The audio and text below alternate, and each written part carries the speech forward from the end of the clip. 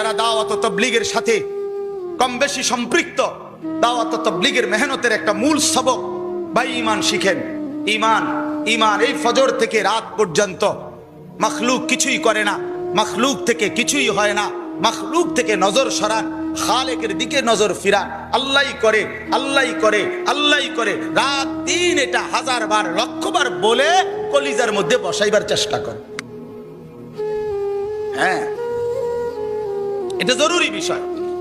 এজন্য আল্লাহ তাআলা সবচেয়ে বড় সম্পদ আমাদেরকে দিয়েছেন ঈমান। এজন্য বাপ প্রথম কথা হলো এটা মনে রাখা চাই, ঈমান যেন নষ্ট না হয়। সাহাবায়ে কেরাম ঈমান শিখতেন শুধুমাত্র লা ইলাহা ইল্লাল্লাহ মুহাম্মাদুর রাসূলুল্লাহ এটা উচ্চারণ করা, এতটুকুই ঈমান পূর্ণাঙ্গ যথেষ্ট নয়।